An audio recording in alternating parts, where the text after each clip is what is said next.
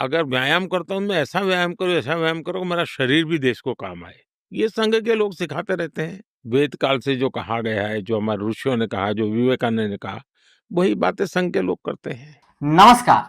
भारत के प्रधानमंत्री नरेंद्र मोदी का 30 मार्च 2025 को नागपुर दौरा लगभग तय माना जा रहा है। यह दौरा न केवल राजनीतिक और सामाजिक दृष्टिकोण से महत्वपूर्ण है, बल्कि ये राष्ट्रीय स्वयंसेवक संघ के साथ भारतीय जनता पार्टी के गहरे संबंधों को रेखांकित करता है। इस लेख में हम इस दौरे के संभावित कार्यक्रम, इसके पीछे के उद्देश्य और इसके व्यापक प्रभाव पर विस्तार से चर्चा करेंगे। दौरे का संदर्भ और समय 30 मार्च 2025 के दिन गुड़ी पड़व के रूप में मनाया जाता है या गुड़ी पड़वा के रूप में मनाया जाता है, जो हिंदू नववर्ष की शुरुआत का प्रतीक है। यह दिन महाराष्ट्र में विशेष रूप से महत्वपूर्ण है और नागपुर, जो आरएसएस का मुख्यालय होने के नाते एक सांस्कृतिक और वैचारिक केंद्र है, इस अवसर पर और भी खास हो जाता है। रिपोर्ट्स के अनुसार यह दौरा वर्ष प्रतिपाद के उत्सव के साथ मेल खाता है, जो आरएसएस के लिए एक काफी इंपॉर्टेंट दिन है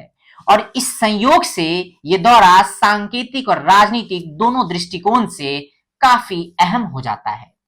दोस्तों, प्रधानमंत्री नरेंद्र मोदी का यह दौरा उनके तीसरे कार्यकाल में हो रहा है, यानी कि तीसरे कार्यकाल में प्रधानमंत्री के तौर पे शपथ लेने के बाद वो पहली बार नागपुर आरएसएस के मुख्यालय जाने वाले हैं। इससे पहले उनके व्यस्त शेड्यूल और अंतर्राष्ट्रीय प्रतिबद्धताओं के कारण ऐसा अवसर नहीं बना था। इस तरीके के कयास हमेशा मीडिया में लगाए गए। यह दौरा बीजेपी और आरएसएस के बीच एक कथित दूरी की अफवाहों को भी शांत करने का प्रयास माना जा रहा है। संभावित कार्यक्रम सूत्रों और समाचार रिपोर्ट्स के आधार पर इस दौरे के दौरान कई महत्वपूर्ण कार्यक्रम प्रस्तावित है। केशव नेत्र चिकित्सालय और अनुसंधान केंद्र की आधारशिला रखना, मोदी जी आरएसएस के एक प्रमुख प्रकल्प माधव सदाशिव गोलवलकर यानी कि गुरु जी के नाम पर बनने वाले नेत्र अस्पताल की नींव रखेंगे। यह अस्पताल पहले से मौजूद केशव नेत्र चिकित्सालय का विस्तार होगा, जिसमें अब विशेषज्ञ डॉक्टरों की पढ़ाई और अनुसंधान की सुविधा भी शामिल होगी। परियोजना स्वास्थ्य सेवा के क्षेत्र में आरएसएस के योगदान को दर्शाती है और हम सबको पता है कि आरएसएस इस तरीके के सामाजिक कार्य को करने में काफी अहम रोल निभाता रहा है। दोस्तों, साथ ही साथ सरकार की सबका साथ सबका विकास नीति के अनुरूप आरएसएस मुख्यालय का दौरा, यह दौरा विशेष रूप से चर्चा में है क्योंकि ये पहली बार होगा जब प्रधानमंत्री नरेंद्र मोदी प्रधानमंत्री होते हुए नागपुर के आरएसएस मुख्यालय जाएंगे। यहाँ वो संघ के संस्थापक डॉक्टर केशव बलिराम हेडगेवर और गोलवलकर को श्रद्धांजलि अर्पित करेंगे। दोस्तों, ऐसा पहली बार होगा अगर वो आरएसएस मुख्यालय जाते हैं तो, क्योंकि प्रधानमंत्री बनने के बाद से हमने प्रायः उन्हें संघ के कार्यक्रमों से खुद को दूरी बनाते हुए देखा है।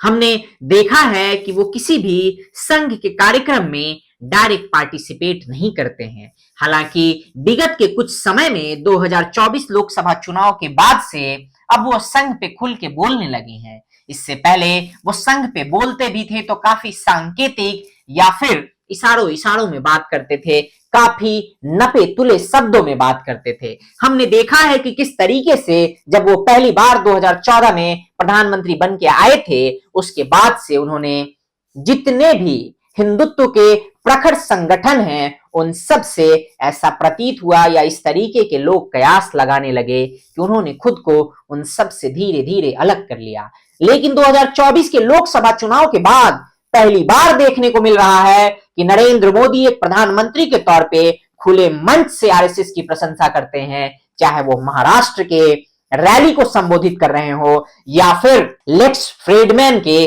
पॉडकास्ट में जब उनसे पूछा जाता है आरएसएस के ऊपर, आरएसएस के बारे में, तो वो खुलकर इस बात को स्वीकारते हैं और कहते हैं कि आरएसएस ने उन्हें अपने जीवन का मकसद दिया, आरएसएस ने उन्हें अपने देश से प्रेम करना सिखाया, आरएसएस ने उनके जीवन को संवारा, उनके अंदर एक डिसिप्लिन, उनके अंदर कर्तव्य निष्ठा, इन सारी बातों को भरा और यही कारण है और उन्हीं ट्रेड्स और प्रॉपर्टीज के बदौलत आज वो उस जगह पे हैं जहां पे वो हैं।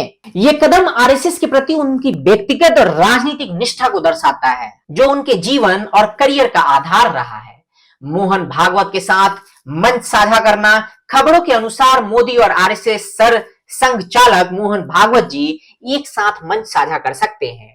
दोनों की अलग अलग मुलाकात भी संभव है। यह दृश्य बीजेपी और आरएसएस के बीच एकता का संदेश देगा, क्योंकि विगत कुछ समय में इस तरीके के कयास लगाए जा रहे हैं। विपक्षी पार्टियों के द्वारा मीडिया की सुर्खियां बनती रही हैं कि आरएसएस और बीजेपी के बीच सब कुछ सही नहीं चल रहा है।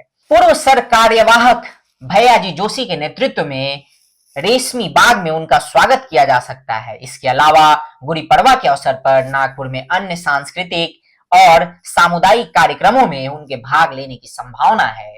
दोस्तों, ये जो दौरा है ये कई सारे सवालों को जन्म देगा और वो राजनीतिक और वैचारिक महत्व के साथ साथ ये दौरा कई मायनों में और ज्यादा इंपॉर्टेंट बताया जा रहा है, क्योंकि बीजेपी और आरएसएस के बीच इस तरीके से पहली बार ऐसा होगा कि आरएसएस के सर संचालक मोहन जी भागवत और बीजेपी के प्रधानमंत्री यानी कि नरेंद्र मोदी जी दोनों एक साथ आरएसएस के मुख्यालय में प्रधानमंत्री बनने के बाद होंगे। दोस्तों, इसे ऐसे भी देखा जा रहा है कि जो अफवाहें विगत कुछ समय में आरएसएस और बीजेपी को लेके मीडिया में, सोशल मीडिया पे या आम लोगों के बीच में प्रचलित हो रही हैं, उनके ऊपर भी एक पूर्ण विराम लगाने का प्रयास है। क्योंकि जब ये दो लोग मिलेंगे और दोनों जो दुनिया के सबसे बड़े संगठन को डील करते हैं, लीड करते हैं, तो हो सकता है कि वहां से जो कुछ भी निकल के आएगा उससे आने वाले समय में इस देश में कई सारे ऐसे फैसले, ऐसे बदलाव देखने को मिल सकते हैं जिसके कयास लगाए जा रहे हैं। लोग इस बारे में भी बात कर रहे हैं, चाहे वो सेफोलॉजिस्ट हों या पॉलिटिकल एनालिस्ट, वो कह रहे हैं इस दौरे को इस एंगल से भी देखने और समझने का प्रयास कर रहे हैं कि आखिर ऐसा क्या गुपचुप मीटिंग मोहन जी भागवत और नरेंद्र मोदी के बीच में होने वाला है, और इस बार नरेंद्र मोदी प्रधानमंत्री के तौर पे वो कौन सा बम फोड़ने वाले हैं जिससे पूरा देश और देश की राजनीति उलट पुलट होने की संभावनाएं हैं। खैर, आगे क्या होगा और इस मुलाकात से क्या क्या निकल के आएगी उसके लिए हमें इंतजार करना होगा। लेकिन फिलहाल ये जो मुलाकात है इससे आरएसएस के बीच और बीजेपी के बीच के रिश्ते को पुनर्जन्म देने की एक गुंजाइश है, क्योंकि बीजेपी की विचारधारा और संगठनात्मक ढांचा आरएसएस से गहराई से प्रभावित रहा है और ये दौरा उस रिश्ते को मजबूत करने का एक प्रयास है। हाल के वर्षों में ये दावा किया गया कि दिल्ली और नागपुर के बीच में काफी डिस्टेंस आ गया है, जिसके बारे में मैंने आप सबको पहले ही बताया। लेकिन देखना होगा कि आखिर किस तरीके से वो जो अटकलें लगाई जा रही हैं, जो अफवाहें फैलाई जा रही हैं, उस पे क्या असर पड़ता है। साथ ही साथ ये दौरा महाराष्ट्र के संदर्भ में भी काफी महत्वपूर्ण होने वाला है, क्योंकि 2024 के लोकसभा चुनावों के बाद और संभावित राज्य विधानसभा चुनावों से पहले बीजेपी इस क्षेत्र में अपनी स्थिति मजबूत करना चाहता है। नागपुर जो विदर्भ क्षेत्र का केंद्र है, बीजेपी के लिए एक महत्वपूर्ण आधार रहा है। नागपुर दौरा उनके घरेलू आधार को मजबूत करने के साथ साथ उनकी वैचारिक जड़ों को भी प्रदर्शित करता है, जो उनके नेतृत्व के पहचान का एक हिस्सा है। भारत के विपक्षी दल जैसे कांग्रेस और अन्य इसे धर्म और राजनीति के मिश्रण के रूप में देख सकते हैं। उनका तर्क हो सकता है कि एक संवैधानिक पद पर बैठा व्यक्ति आरएसएस मुख्यालय क्यों जा रहा है, क्योंकि उसके जाने से भारत के धर्मनिरपेक्ष चरित्र पर सवाल उठ सकता है। ये बहस पहले भी कई बार छिड़ चुकी है और इस दौरे से एक बार फिर गर्मा सकती है। लेकिन राजनीतिक विश्लेषकों का यह मानना है कि यह दौरा केवल एक सेवा प्रकल्प का उद्घाटन नहीं है, बल्कि बीजेपी की राजनीतिक रणनीति का हिस्सा है। महाराष्ट्र में सत्तारूढ़ गठबंधन को मजबूत करने के लिए और विपक्ष को जवाब देने के लिए ये एक सुनियोजित कदम हो सकता है। सोशल मीडिया पर पोस्ट से पता चलता है कि इसे एक ऐतिहासिक क्षण के रूप में देखा जा रहा है। दूसरी ओर विपक्षी दलों ने अभी तक इस पर औपचारिक प्रतिक्रिया नहीं दी है, लेकिन उनके नेताओं के बयानों से संकेत मिलने लगते हैं या मिल रहा है कि वो इसे बीजेपी की हिंदुत्व की रणनीति और राजनीति का हिस्सा करार दे सकते हैं। मोदी का 30 मार्च का नागपुर दौरा अगर होता है तो ये एक बहुआयामी घटना होगी। यह स्वास्थ्य सेवा और शिक्षा जैसे क्षेत्रों में विकास कार्यों को बढ़ावा देगा।